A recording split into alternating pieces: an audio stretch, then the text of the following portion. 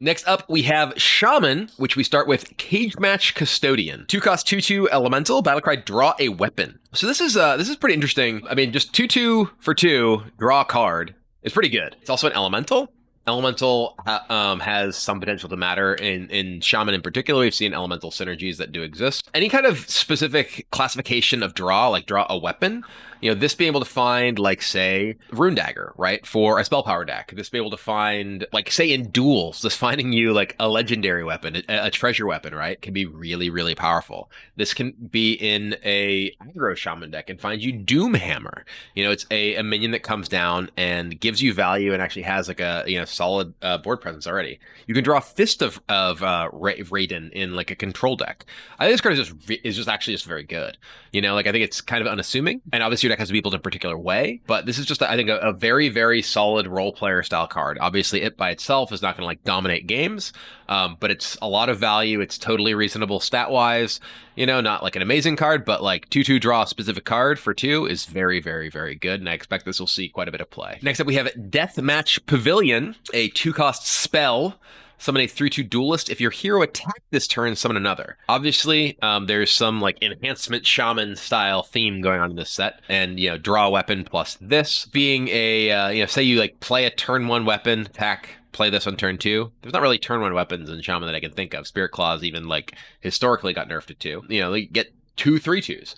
One of the other things that I've actually kind of wanted in Shaman that we haven't seen that much of is spells that can enable Marsh Spawn, right? A 2-cost spell that, like, actually is, like, proactive.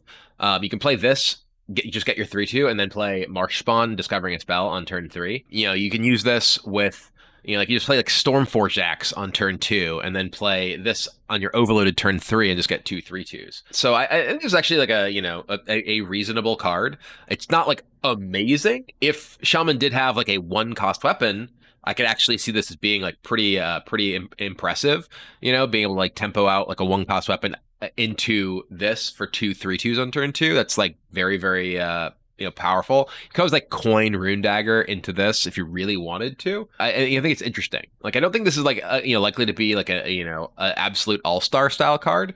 But I do like the fact that it can enable the Marsh Spawn, and I do like the fact that, if you are playing, like, overload, aggro-ish Shaman, you can use this for some value off of a Stormforged Axe. Next up, we have Dunk Tank. 4-cost spell, deal 4 damage with Corrupt, then deal 2 damage to all enemy minions. This is a very strong card for, like, a controlling Shaman deck. I'm, like, super stoked about this as, like, a card for, like, say, like, Highlander control Shaman. I think it's really, really good. It's a totally reasonable, just, like, if you really need to use it at 4-cost, like, 4 damage for 4-cost, fine. It's not great, it's not bad. But once you corrupt this can be, shoot you in the face and AoE your board. It can be deal 6 to a particular minion, 2 to everything else.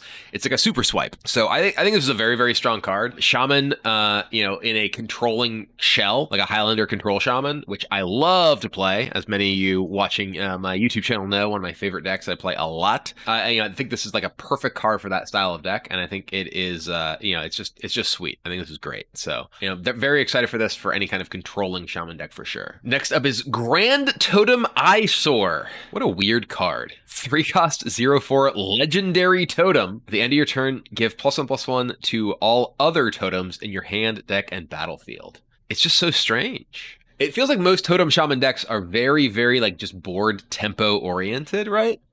And maybe you can, like, get this out and, like copy it, right? Like, this with, like, Totemic Reflection, it can be, like, kind of crazy because it just, like, buffs all the other stuff. But this just, like, feels, like, pretty weak overall. Like, even like a Totem Shaman deck, I don't know, it's just, like, very slow.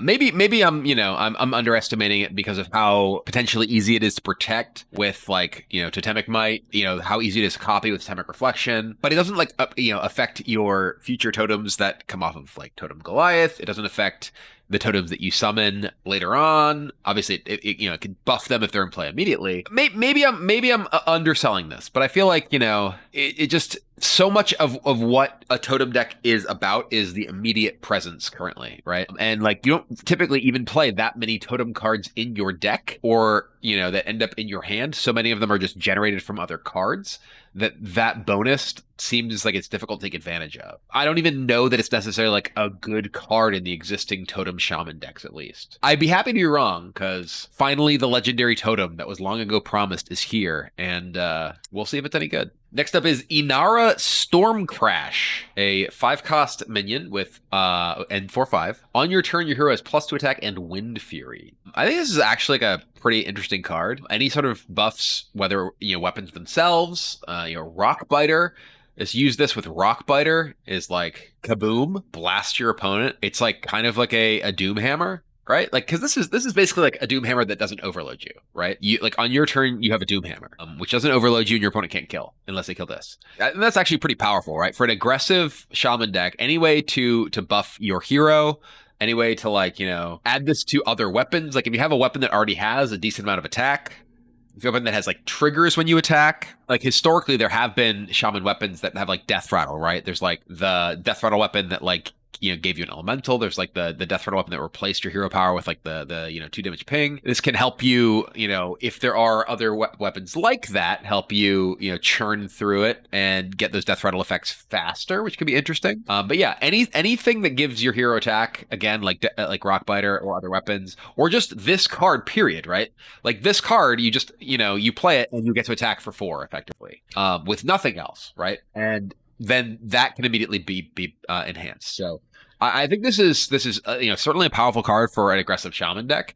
Additional copies of potential Doomhammer, additional ways to take advantage of Rock Biter, just generally a solid card. So unfortunately, you can't really use it with Bogspine Knuckles because it'll get evolved away. So you can't like Knuckles double attack, double evolve because she'll be gone. But it's sweet at least. Next up, we have Magic Fin. A 3-cost 3/4 after friendly Murloc dies at a random legendary minion in your hand. This is pretty interesting because one of the problems with a lot of Murloc decks is like you run out of gas, right? And there is the Underbelly Angler, which can fuel you with additional Murlocs. This fueling you with legendary minions is weird because obviously it's not necessarily synergistic with the stuff you have going on, but it's a 3-cost 3/4 Murloc. Like it's actually probably, the best statted Murloc around. Right? Like this is actually like a totally reasonable normal statted minion that also has like a reasonable passive effect. So, I actually think that this could very easily be something that helps Murloc Shaman deck see play, both because of the fact that it enables you to like reload a little bit with, random legendaries, as well as just the fact that it's a 3/4 Murloc for 3. It's totally decent stats. So I don't think it's like an all-star by any means, but I think that the combination of those two things gives you, some real incentive to put this into your Murloc decks and maybe give you enough reason to play them. Next up, we have Pitmaster. 3-cost 1/2. Battlecry, summon a 3/2 duelist, corrupt, summon 2. So obviously by itself, this is a pretty weak minion. This is like more or less, like Razorfen Hunter, right? You're just getting like, Tusker or whatever. But with Corrupt, you get 2. Still not that great. It feels like this is like kind of an Evolve Shaman type card, or in this world, a Revolve Shaman card, which we'll get to in a bit. But yeah, this just feels like you're going to need like a lot of other stuff to make it work, right? You need Evolve effects. You need something that like this plus like Bogspine Knuckles is good, right? Like if you actually are playing like an Evolve Shaman deck, you're playing like Evolve Shaman, like the fact that it's giving you like 3 bodies for 1 card also works with like Mogu Flesh Shaper. So I feel like that's really where this is going to see play. Like decks that are looking to evolve, take advantage of having multiple minions. I think that obviously like the actual bodies you're getting for the cost, even with Corrupt, is pretty bad. So you need to be able to take advantage of them in other means. And I think that's mostly going to be Evolve. Or as I said, Revolve. This is kind of a funny card. There's Evolve, all your minions become 1 higher. Devolve, all their minions become 1 lower. Revolve, all minions become minions at the same cost. So this is actually kind of interesting because it's kind of a combination of silence your guy, right? Silence all your guys because, any sort of buffs they have are removed.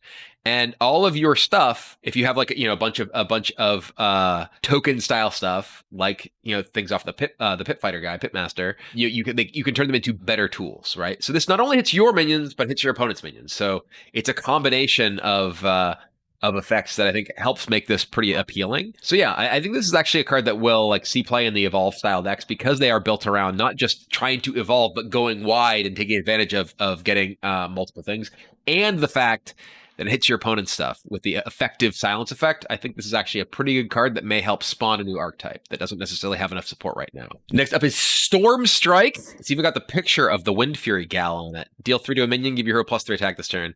This is like, you know, not super efficient, but if you are if you're playing like an aggro deck that wants removal and wants to hit your opponent in the face and has stuff that gives your hero Wind Fury, like Doomhammer or whatever, could be a good card, right? You know, like I feel like this is a medium card, right? Like you need to be able to take advantage, like particular advantage of the plus attack through Wind Fury style effects in order for this to be very good.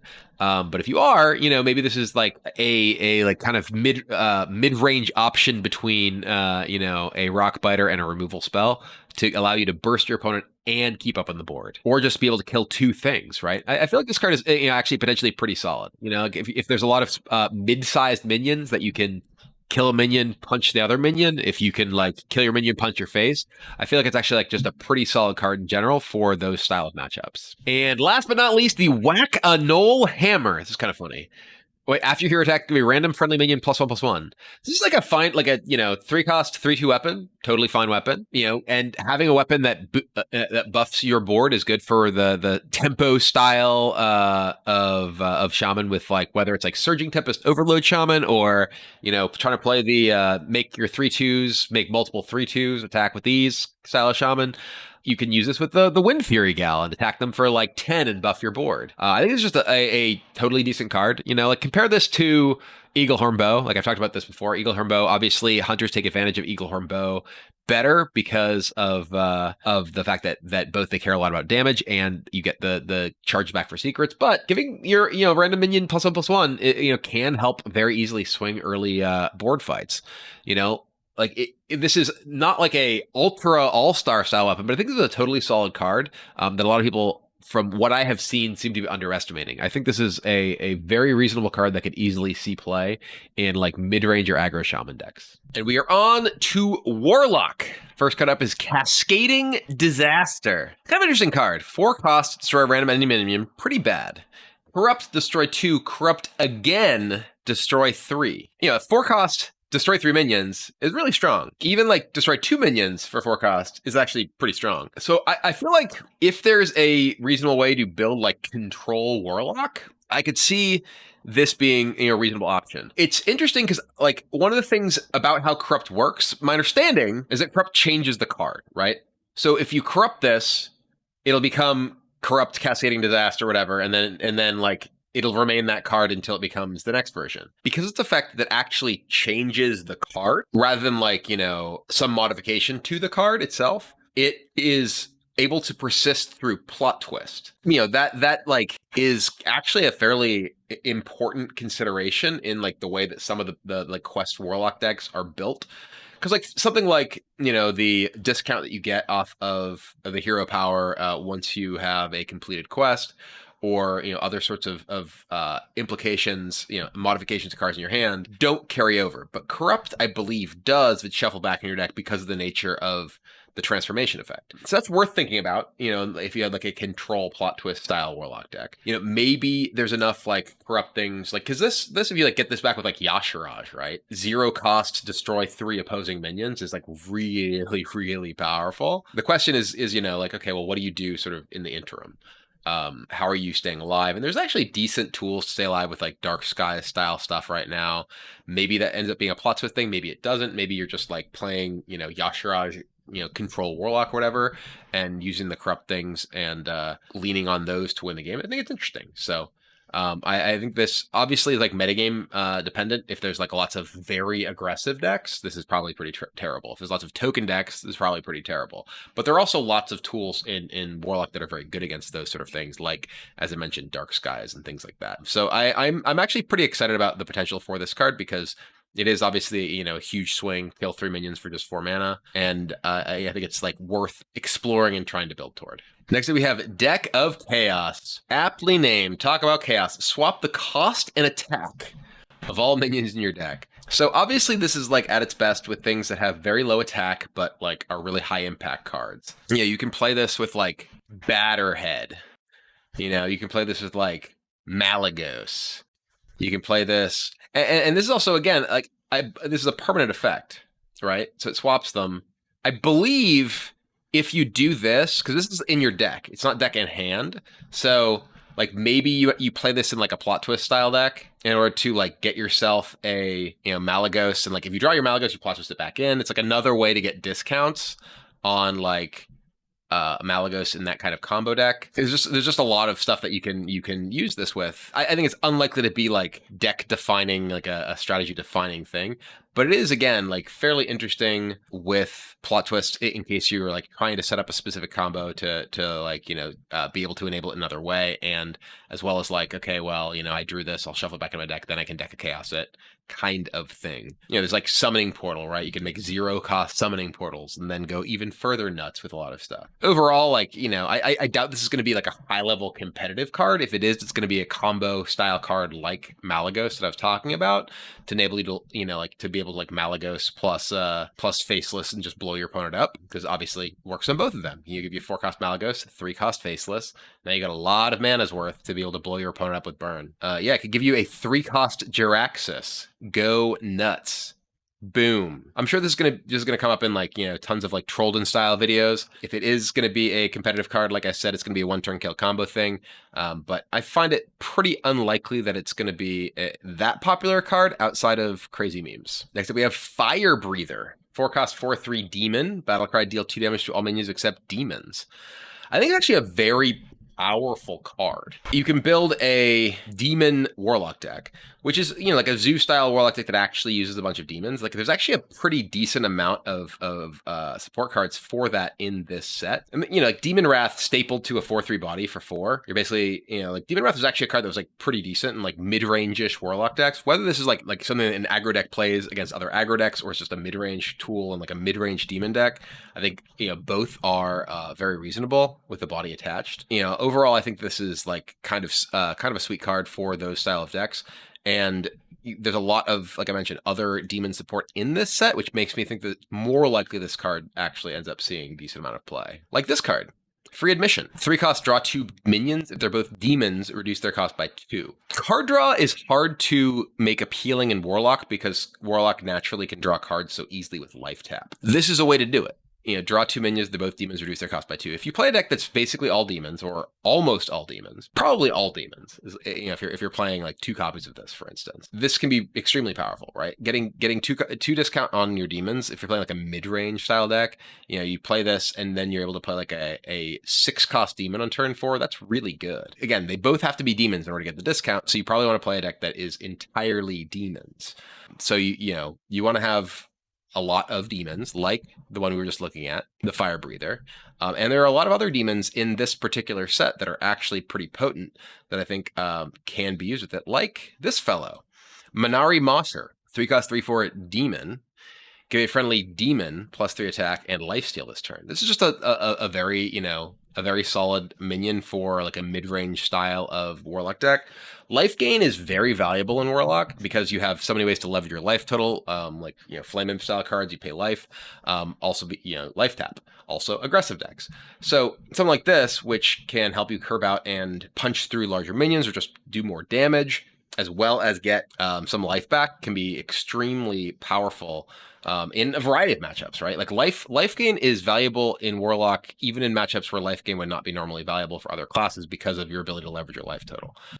So I think this card is just very, very solid. Free admission into this guy and something, just like get your buffs off as well for very, very cheap, very good. So I think this is just like quite strong, and I do think that it feels like there's enough critical mass of like mid-range-ish demon stuff to make it a legitimate strategy, and I think this is going to be a solid card in that. Next up is Midway Maniac, another decent demon, 1/5 taunt for 2, not like an amazing combination of stats and ability, but it's a demon.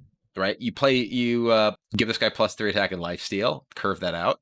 And 1/5 is actually very good at keeping you alive, right? Like your opponent's not going to be able to like easily attack through a 1/5. You can like use Demon Fire to buff it. There's also all sorts of ways to take advantage of the fact that it just has high health for its cost. You know, like a lot of Todd's. You know, we had to pay like 2 life to get a 2/4 Vulgar Homunculus. This is a 1/5. Don't have to pay anything. You can use this like Scrap Imp, right? Scrap Imp's a demon. You can Scrap Imp this guy, make him even bigger. You end up with a 3/6 taunt from your Scrap Imp buff. So I think that's likely to be pretty strong. And with free admission and your hero power, the ability to keep the demon train rolling and buffing with stuff like Scrap Imp is pretty good. Yeah, you can use it with Philosophy. Get yourself a pair of 2/6 taunts for 2. That could be pretty powerful as well. So I think there's a lot of tools that can enable like a mid-range-ish demon deck that could have some potential in this set, and I think this is among them. Next up, we have Revenant Rascal. 3 cost 3/3, destroy a mana crystal for both players. I think this is actually like a pretty gross card for like a Zoo style deck. You know, like being able to keep your opponent off of enough mana crystals to play their removal spells to like ramp up to their big stuff can be like kind of sick. Very good at like, you know, just disruption in general. If you're playing like a very low curve minion based deck, which a lot of Zoo decks are, you know, this has the potential to be like really, really obnoxious for mid-range decks, for control decks, for combo decks. It is pretty gross. It's not a demon, which I think actually is probably a good thing, considering, you know, the ease of finding demons would make this potentially more disruptive than and more consistently involved in game than you'd want to see if you're playing one of those slower decks. But this, I think this is going to be a card that people are going to really, really get annoyed about. You know, like if you're playing like Big Priest, you're playing like any deck that's like trying to ramp up and eventually get to the point where it can like turn the corner and take control, and your opponent's just like kill your mana crystal. That's going to really hurt. And you know, I think this is a very, very painful type of disruption that has the potential to be quite strong. Next up is Ring Matron. This is like a Savannah High main, right? This is a 6 cost 6/4 Death Rattle summon 2 3/2s. So it's a lot like a Savannah High main, except it's a demon rather than a beast. It has taunt. You can potentially get this off of free admission, play it turn 4. Seems pretty strong. Like this just seems like a very, very solid card for that like mid-range style of demon deck that I'm talking about. I mean, Savannah High main's been kind of outclassed for a while, right? Savannah High main, like at one point was kind of the all-star, jokingly the hunter legendary. But, you know, I think that this, like typically Warlocks had like a lot of lower quality cards in a lot of their classes. So like Warlock getting a card that is like almost an upgrade, you know, like on Savannah High made alongside a bunch of other stuff that can potentially discount its cost or otherwise be very powerfully synergistic with it, I think is really, really good. So I think this is like possibly a very, very strong card for those, you know, mid-range style of Warlock decks that I was talking about, especially if you just like, you know, cost discount it, boom, play it turn 4, get you. Next up, we have Ticketus. I've seen a lot of people going kind of nuts over this. You know, 6 cost 8/8, Battlecry, remove the top 5 cards of your deck. Corrupt from your opponent's deck instead. And this card's pretty sweet. It's just a really interesting card, right? It can be potentially really disruptive to combo decks, but it's also like just like a really inefficient card if you're trying to play it for like stats. You have to have played a 7 cost card into this while it's in your hand. You can possibly like play this like a control deck. Try and play this like your win condition, right? Like you could play like a control deck that includes this and like philosophies or like free admissions and like only demons and like draw your Ticketus, philosophy your Ticketus, remove a bunch of cards from your deck. Kapoom, kapow. You know, it can be pretty nasty against like slower decks like that are either planning on winning via fatigue or specific combinations of cards. I feel like it's much like lots of cards in this vein of like, you know, disrupt your opponent that are kind of clunky. It's like, I think it's being a little bit overrated by a lot of people because again, like it's a lot of work to just like get this to use this one time and then like, okay, you remove 5 cards from their deck. Even against a combo deck, randomly removing 5 cards doesn't beat them, right? And you're playing a 6 cost 8/8, which is okay, but not amazing. I mean, maybe you build your entire deck around like just utilizing this, right? Like I said, you play like a pure control deck that looks to copy this or bounce this, you know, and you just try and burn your opponent's deck out. That's a thing you can do. That's fine. But I don't know, like if that's better than the alternatives that you have to be able to win, but it's definitely a very interesting card because it gives you this like direction and potentially alternate win condition compared to, you know, like normal Hearthstone.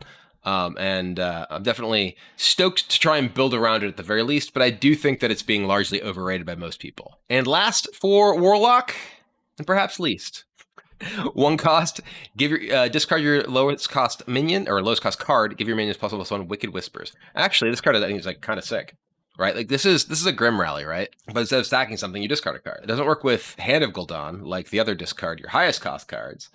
But, you know, like being able to like AoE buff your board is pretty powerful. You can use this with like, you know, there's like the Bone Web Egg that's like so good in duels. You can include this. Maybe this gives like your duels Warlock deck enough fuel, right? Another way to discard. I guess you mostly needed things to discard, not additional ways to discard. But it is, you know, a way to buff up your board for like an aggro Warlock deck. I'm curious how this works if you have no cards in hand. Because like Soulfire works if you have no cards in hand. If this is your only card, can you play this? Because if your lowest card in hand is nothing, do you actually have... Can you complete that, right? I'm not sure. I think it's probably unplayable if you don't discard based on the way that it's like written. It's not deal 4 damage, discard a card. It's discard your lowest cost card. Give your minions +1/+1. I'm not 100% sure. It does impact like, you know, how good the card is, right? Because otherwise, like you can empty your hand, play your last minion, play this, compared to the alternative of, you know, you have to actually use a resource. There definitely have been cards that you can't play if you have the mana that have other conditional costs. But it also doesn't say discard your lowest cost card to do this, or if you do or anything. So I'm curious. My guess is that you can play it with an empty hand, just based on Soulfire, but like that I do think has slightly different wording. Regardless, this is like, you know, a powerful possible card for Swarm style decks for Warlock, right? You know, like we've seen the same effect in like Grim Rally, which obviously like was a little bit different because you would frequently play that with like Death Rattle minions and get like a possible bonus off the ability. But just being able to AoE buff a board of small things is something that can be extremely powerful for a Zoo style deck in Warlock, and I think that we will very likely see this played in that style of deck. All right, next up we have Rogue. The first card is Cloak of Shadows. 3 cost, give your hero stealth for 1 turn. I've seen some people commenting on it that they're like, no, like Rogue has Ice Block now. Rogue has whatever. This is an Ice Block. Ice Block was particularly problematic because you could play it preemptively and have it sit there, and it, you know, guaranteed you the ability to stay alive at some point down the line. This is like timeout, right? Like the Paladin card. And not even entirely that. It's almost timeout. It's not even as good as timeout, because with timeout, you were immune, so you couldn't die to like arcane missiles or like, you know, consecration or anything like that. This is like the Valera effect, the Valera Battlecry effect, but you obviously don't get the additional Valera value effect that you got afterwards with the hero. But yeah, I think this card is fine. Like if this card is going to be good, it's going to be because there is a Rogue 1-turn kill style combo deck that uses it to stay alive to set up their kill. Like this could be a card that helps enable the return of like Malygos style Rogue decks, because, you know, it can buy you that extra time in order to set up your big combo if there are those tools to get you there. You know, it's important to note that like this doesn't actually protect your board in any way. It doesn't actually, again, protect you from like AoE damage if your opponent is like firing off tons of missiles or things like that. Doesn't save you from like a Cthulhu firing off for 30. Maybe this is a card that goes into like Cthulhu Rogue though, right? Like you try and set up so that you can kill your opponent with the Cthulhu battle cry after setting up all the pieces. You know, I think this is a card that like could have a home. And we've seen exactly what that home looks like with like the OTK Paladin decks that existed before that used timeout, right? And Rogue does have excellent tools to dig through their deck. You know, Rogue, like Miracle style Rogue decks have like been a thing, not for a while, but throughout the course of Hearthstone's history. And obviously being able to like use Cloak of Shadows to stay alive as you dig through your deck to find all those pieces can be very powerful. But this isn't, again, it's also not immunity, right? Like if you try to use this in like, say, Mill Rogue or whatever, you still can die to your own fatigue. Because you're not immune, you just have stealth. You know, like you can't like you got to be very careful with it too. You can't play it and then attack with your dagger. Like people would always like, you know, mistakenly do when they were Valera. You like play your Valera attack. It's like, oh wait, I lost stealth because I attacked and dealt damage. That's not good. So anyway, like I think that we've seen what this sort of card looks like because we've already seen timeout. And I think it's fairly obvious that you know it's going to play a similar role in similar styles of combo decks and probably not see much place elsewhere. Next up, we have Foxy Fraud, a 2-cost 3/2 with Battlecry. Your next combo card this turn costs 2 less. We're really trying to make Edwin happen.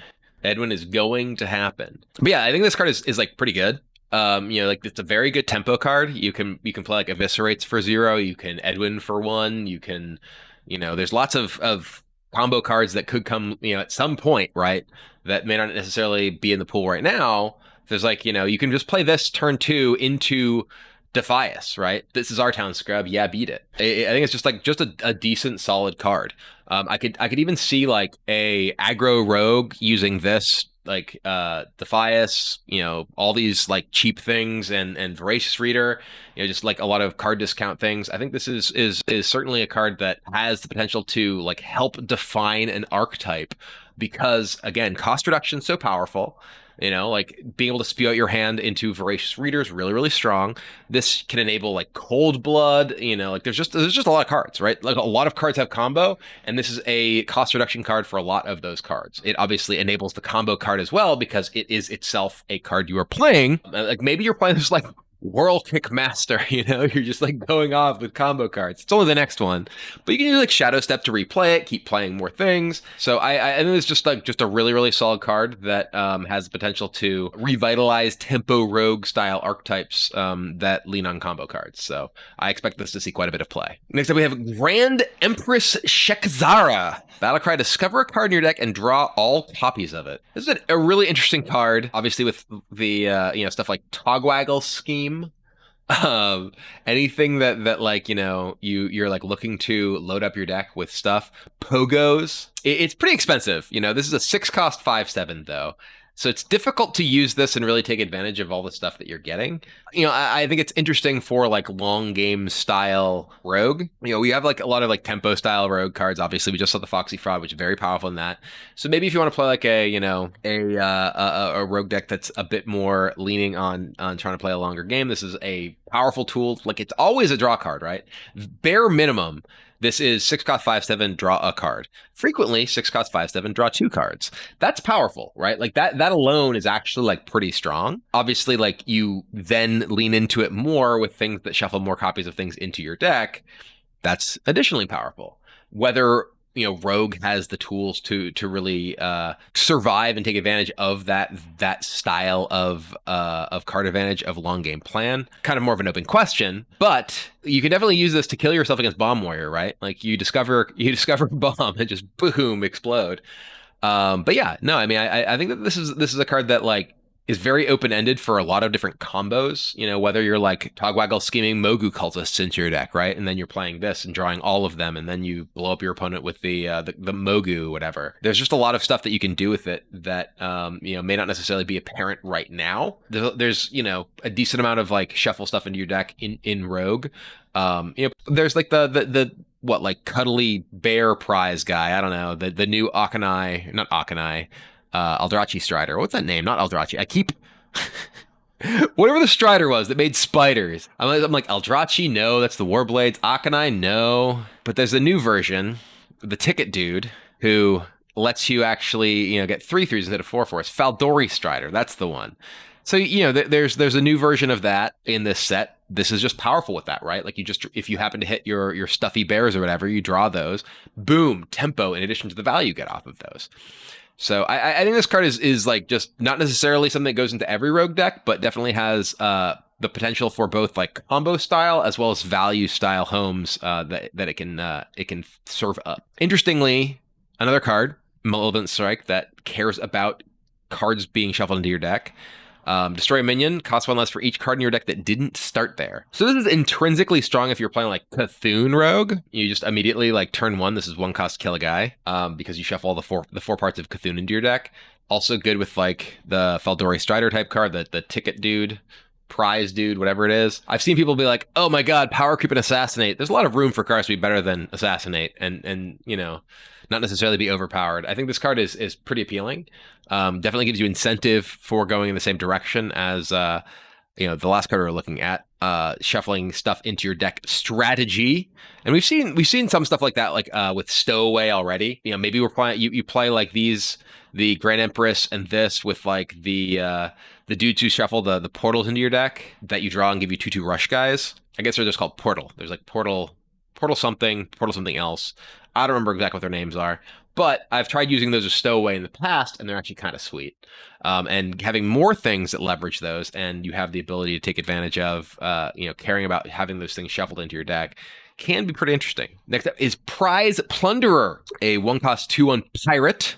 Combo, deal 1 damage to a minion for each other card you've played this turn. I mean, it can be okay, but it's to a minion, so like best case scenario is that like you just get an efficient way to kill something. It does work in like something like I was talking about the deck with the Foxy Fraud as a way to have something that you can easily play out that ends up being effective removal against aggressive decks, but doesn't like glut up your hand. Like one of the problems with some stuff like, say, Backstab, right? If you're playing a deck that wants to play out its entire hand with something like Voracious Reader, having a card, despite how good it is, like Backstab stuck in your hand, can be rough, right? It can be awkward to have those things stuck in your hand. This is a proactive way that you can have minion removal in your deck that you can efficiently use without having it rot in your hand and prevent you from getting additional card draws from your Voracious Reader. So I think that's actually like a pretty important thing to keep in mind for that style of deck. So I think that like, this could definitely find a home in that like dump your hand, aggro rogue, Voracious Reader / Foxy Fraud deck that I was discussing earlier. Next up is Shadow Clone, a secret. After your minion attacks your hero, summon a copy of it with stealth. So when I first read this, I was like, summon a copy of your hero with stealth? It obviously doesn't mean that, but it get very easily, like it's like, are you afraid of the minion? Or are you afraid of the hero? I don't know. But no, I think this card is actually like pretty sweet. There's a lot of powerful secrets, powerful rogue secrets already, and this creates a dynamic to make it slightly awkward to play around all the secrets, right? With like Dirty Tricks, Plagiarize, and then what's the other one? Oh yeah. It's like Bamboozle. So like previously it was like you could always just attack your opponent's face and that would never trigger it. But this, now there's like the pinch, right? Do I attack their minion? Do I attack their face? If it's not a spell. And I think that like, kind of creates interesting scenario. And even if this card doesn't show up in decks, Hanar is obviously just a very popular minion in lots of different rogue decks. And, this can be a powerful way to get your opponent with your Hanar secrets regardless. Next up is Sweet Tooth, a 2-cost 3/2 with Corrupt, gain +2 attack and stealth. This one I'm not super high on. I like the Corrupt cards I talked about a lot in Priest because I feel like the play pattern of Priest is very frequently going to lean toward wanting to play like a slower, more value-focused game. I feel like Rogue is rarely going to typically want to do that. I feel like this is a card that like kind of, like if you want to be playing, efficient stealth minions, there's a ton of options for that in Rogue already. And hitting Corrupt even on a 2 in Rogue is not necessarily the easiest thing, right? Like Rogue is actually full of a lot of cheap spells, like cheap cards most of the time. You do get a 5-power stealth guy, but you have to have played something that costs 3 or more in order to get it. And, at that point, it's like, okay, yes, a 5/2 stealth can be good, but you are getting to the point where, you have like a lot more stuff later on that can like actually deal with it before it can hit you. So I feel like as a 3/2 on turn 2, like the baseline stats are like kind of poor, right? And then the conditional, Corrupt is like not necessarily something that Rogue leans toward because it typically has so much cheap stuff. So I think it's just like not really a card that I expect to really find much of a home. Next up is Swindle. 2-cost, draw a spell, combo, and a minion. This is interesting. This is like 2-cost, draw 2, right? Assuming you're comboing it. If you just play like Foxy Fraud, you can just play this immediately and draw a spell and a minion. This card just seems really, really, really good. Right? Like specifically you have to have like enough spells and minions that you care about, right? But what deck doesn't? Unless you're playing a Keleseth deck, right? Like old school Keleseth style deck that barely played any spells. This just seems super, super strong. Just a really, really solid card. Like I was saying before, Foxy Fraud with a bunch of cheap stuff, a bunch of ways to draw cards. This is a great inclusion in that style of deck. It's effectively a draw 2 that you can just play immediately off the Foxy Fraud. It is worth noting that like I think this is much more likely to be good in versions of Rogue that like are more like tempo Rogue than combo Rogue because of the fact that it is a spell and a minion, and a lot of combo style decks like don't necessarily have like that many minions. They're like typically loaded up pretty heavily with spells. In at least like historically Rogue style combo decks, and if this like becomes just draw a card, it's obviously a lot weaker. But I feel like this card is obviously going to see a lot of play. It's just super efficient, drawing through your deck, getting not only just like like the fact that it's draw a spell and a minion also means that like you could have like smaller pools of one that you make it much more likely to find specific things that you are looking for, and that can obviously be like very powerful, right? Like if your deck has a low number of spells in addition to Swindle, it's like, okay, you can set up a combo that involves that. Relatively low number of minions, you can set up a combo that involves that. I think it's just very good. Next up we have Tenwu of the Red Smoke.